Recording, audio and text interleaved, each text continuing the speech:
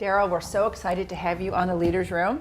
You're our Thank you. first guest, and to think that we have somebody with decades of experience leading first as a head of HR and then as a CEO in Japan, Right. in China, in Singapore. I can't wait to get started hearing about your experiences. The thing that I'm most interested in finding out, though, is a question that comes up all the time in the business that we're in. And that is, some people say, a leader is a leader is a leader. It doesn't matter where you are. It doesn't even matter what organization you're in. You just go about the business of leadership. Other people Right. say it matters hugely what business that you're in, and it matters a lot where you're trying to be a leader. So my question for you, you used to be in a senior level position in Japan. Right. 1979, I think you went there as head of HR for Disney. Right. Then later, you moved to be CEO of the Ocean Park Resort in Hong Kong. How well did your experience as a leader in Japan prepare you to be a leader in Hong Kong? Not much at all. It was a surprise to me. When I went to Japan, I was young. It was typical of the Disney leaders at that time. I was in my early 30s, and so, as you probably know, by the Japanese system, my level would have been 40, 45 years old or so. And they respect age, and so that was very awkward. And So you're a 30-year-old guy on a par with, or even a Right. superior to, these Japanese guys who are in their 40s. Right. That's got to be And- tough. Yes, and so your question about a leader is a leader no matter where, I don't really subscribe to that, because you have to respect the culture. You have to give it its due. But still, you have to remember why you're there. You're there because of what you know and your experience, but you're also there because you have some management style that has elevated you to that position, and so there's something that they want out of you. And so even though there is an age difference there, you have to respect it, but you can't be subservient to So the it's a bit of culture. both. It's a bit of both. And for example, they're very structured. When a senior person walks in the room, I know where they're going to sit. It depends on where the window is and where the door is, and they'll sit. The senior person will be in a certain place. Well, I would never sit in that chair because that would be rude. But I would allow that for the senior person in there, and that's respecting the culture. But I wouldn't bow when he came in, because that's not me. I'm not one of them, and that's not why I'm there. Right. So you respect it, you go along with it, but you don't subordinate yourself to it, because you're there because they want your experience, and your style has accomplished something over the years. That's interesting. So taking that experience from Japan, heading off to China, did you think you'd crack the code on being a leader in Asia because it worked out so well at Disney? Yeah, What happened when you showed up in Hong Kong? By then, I was young and experienced, so I thought I had it figured out, but not at all. They might as well have been different planets. They were so totally different. The Japanese style was very much consensus management, non-confrontational. And in China, it was exactly the opposite. Very dictatorial, micromanaging, very decisive, risk takers. And so I had to adapt to that very, very quickly. Right. And give into it in terms of respect that culture and the way they did business, but don't be subservient to it. So how does one succeed? You're a leader, whether you're from the US as you are coming into Japan or China or wherever, or whether you're an Asian leader coming into a new Asian culture. How do you figure that one out? How do you figure it out in time so that you succeed and not fail? Well, I've done it several times. I've done it in 3 or 4 different cultures, and so I get a little quicker each time. And it just takes time to figure it out, to watch how they react. They expect, being an American, they expect to see, John Wayne walk in the room, and that's not it. That'll never. A little bit of humility will get you a lot. What would happen to John Wayne if he walked in the room? He might be okay, but you put somebody like Clint Eastwood in the room, and Okay. it wouldn't work. Make my day? Yes, or shoot first and don't even ask questions. Right. But there is a stereotype of that. So, like I said, you have to be very respectful. I have always been respectful, and the first couple of months, try to figure out what their decision-making process is. Listen to the people very, very carefully, and not impose my style or wishes immediately upon the Yeah. the Well, that's the management essence. group. That's the essence of respect, isn't it? Which is understanding the other person, It and is, valuing what they but bring. at the same time, I always have to remember why I'm there, and any expat going in there, particularly in my case, because I will go into a startup project like the Disney Resort, Right. for 4 years prior to opening, or it'll be a turnaround. And when you go into those kinds of situations, a startup multi-billion-dollar project or a turnaround project, you can't afford to be too forgiving. So you do have to be a bit decisive, risk-taking. So those factors come out very, very quickly in that kind of an environment. Interesting. What do you think your followers would say about you? How would they describe your best and your worst attributes as their leader? They'd probably say, not bad for an American. But when you say my followers, one of the principles I've always followed is find good local talent, and it's there. Yeah. When I left, I've been working in several projects as a CEO for 20-some years. When I leave, I don't leave expats behind. Yeah. There aren't any. Yeah. They're all local. You can find them. You can supplement them with consultants on a temporary basis, but they're always there. And so, in answer to your question, I think it's probably positive because there's a good management structure in place, and hopefully they like seeing me come back once in a while. Well, and also it sounds like you're helping them to grow. I mean, if you're Exactly. finding folks who haven't had that opportunity before, and you help them to grow as opposed to fly somebody else in, makes a big difference. The role, to me, the role of a foreigner or an expat coming into any country, they're coming in there because they have an experience that they can't get locally, and so you're really coming in there as a mentor. And if you do that correctly, then when you leave, you have a lot of people that are very happy in their jobs and do a very successful and very job. capable in their jobs. Very capable, yeah. So what's your response to,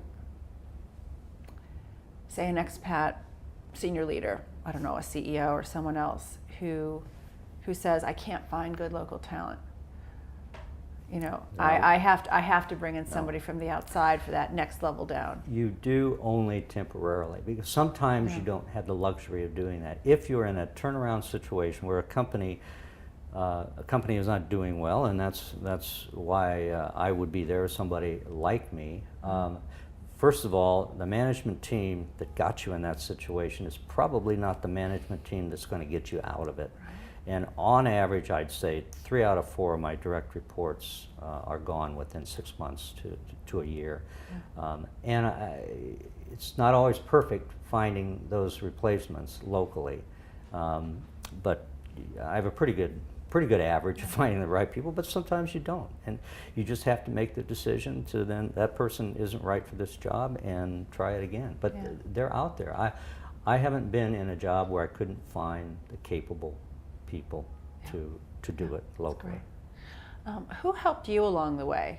Have you had a sort of mentor or a coach or somebody who took you under his wing?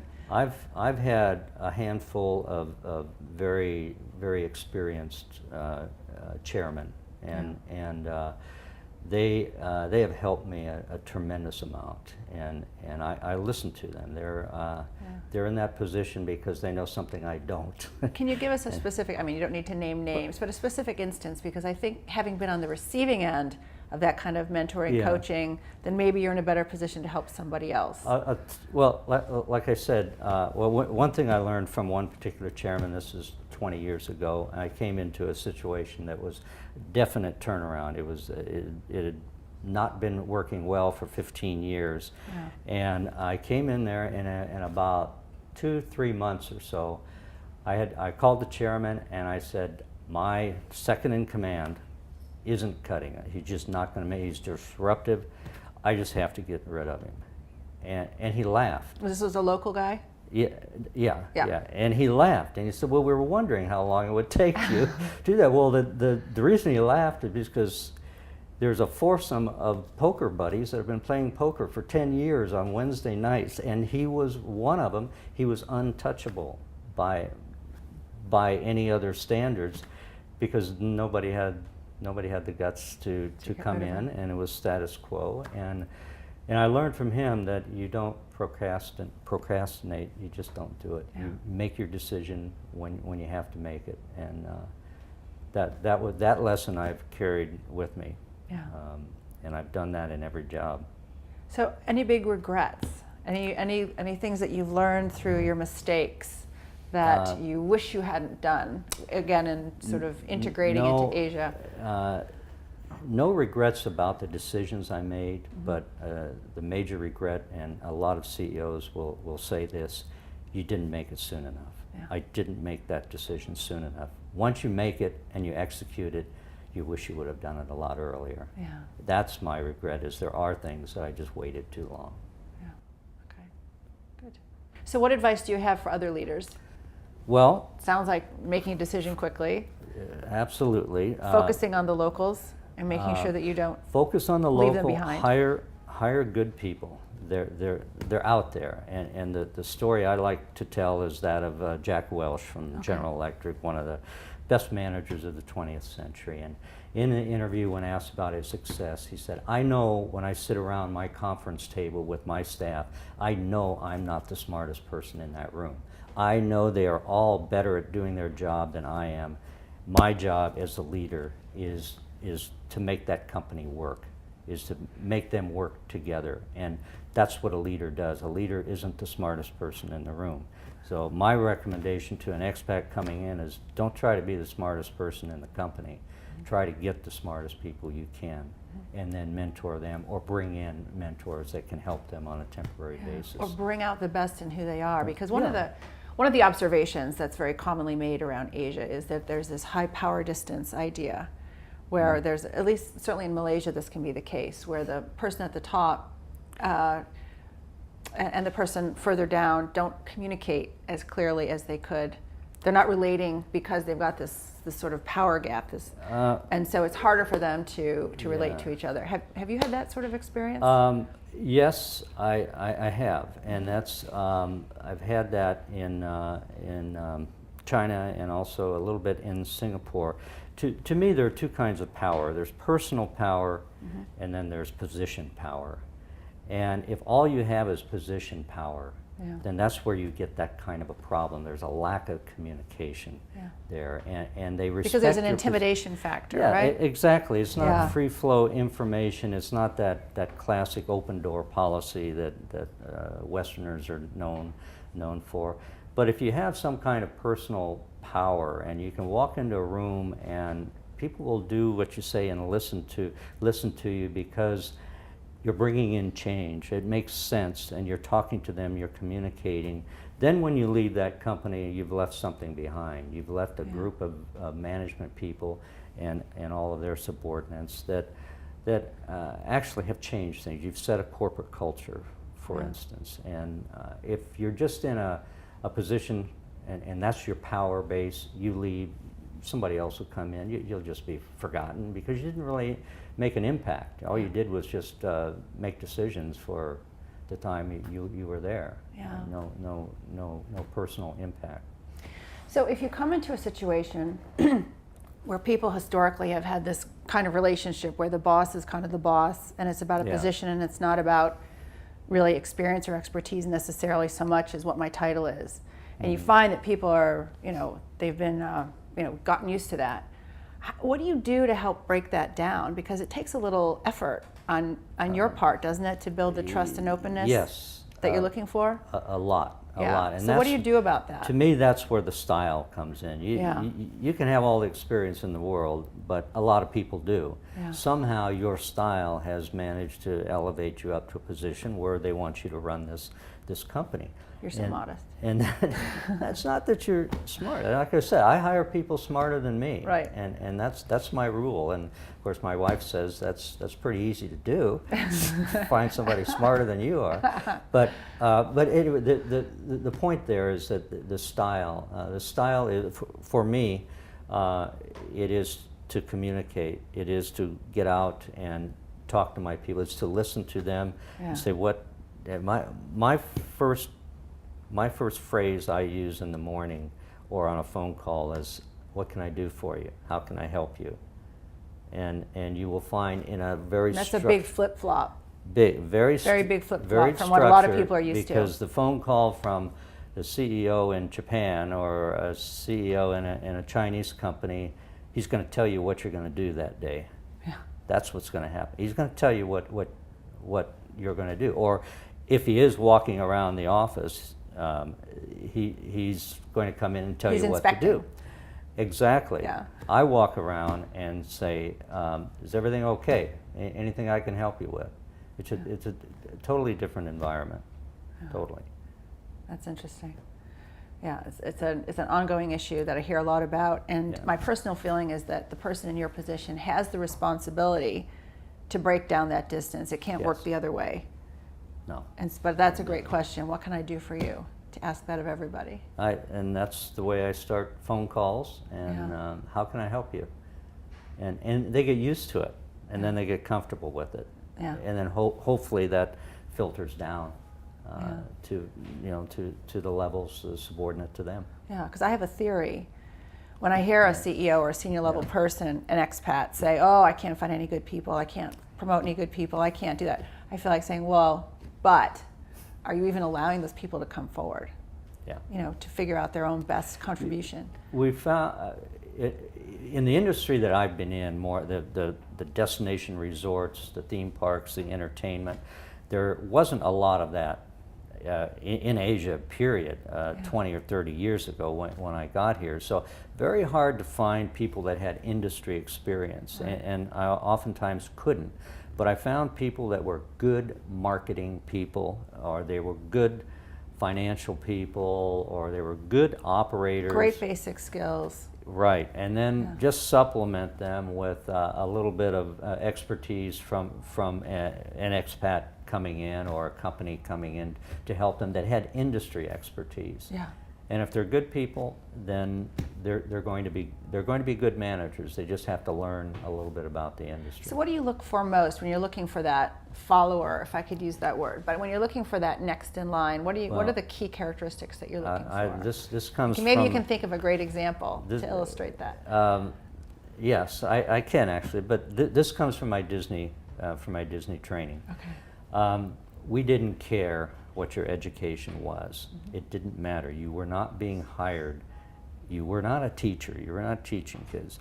You were hired based on your communication skills, on your friendliness, your overall attitude. We would do group interviews with 5 to 7 people, group interviews. Invariably, 2 or 3 of them would stand out as the one that was comfortable with people, that had an easy smile, that communicated well, and that's the one that you hire. Those are the 2 people you hire. For the business you're in, that's what makes sense. That's exactly right. But it fits into the culture. They have to be technically qualified, I'd say. Yeah. If I was hiring an engineer, they'd have to be technically qualified, but I assume all that's done. Yeah. Then my decision is based on personality, communication skills, attitude. Yeah. Are they going to fit into this culture? Yeah. And I'll give you expressions of the organizational value. Right. Right? You want people who are outgoing, who are looking out for the customer. Do they have the same value system that you're trying to, install in this company? But one good example, many years ago, prior to opening the Disney resort in Japan, Disney has what they call an ambassador. one person. It was always a girl in Japan. Fairly beautiful. Yes. And I was part of the interviewing panel of about 5 or 6 people, and I did not speak Japanese. The interviews were all in Japanese with about 20 of the finalists, all of them. Yeah. At the end of those 20-some interviews, I picked the one, and the others, who were all Japanese, picked it, same person. Yeah. And I didn't understand a word she said. It's just what she gave off. It was the communication skills, it was her interaction with people, and that says I didn't know what her education was. It didn't matter. It really didn't. She wasn't being hired for that. Yeah. And you can take that philosophy, I think, and take it right on up to hiring your CEO. Right. You're not interviewing I'm not interviewing my replacement unless he's kind of been technically experience-wise qualified. Mm-hmm. So I'm not interviewing him for that. Yeah. Darrell, thank you so much. I think you've given a lot of great insights and a lot of great advice that's going to help other people who are trying to make it here in Asia. Well, thank you. I've enjoyed it. Okay.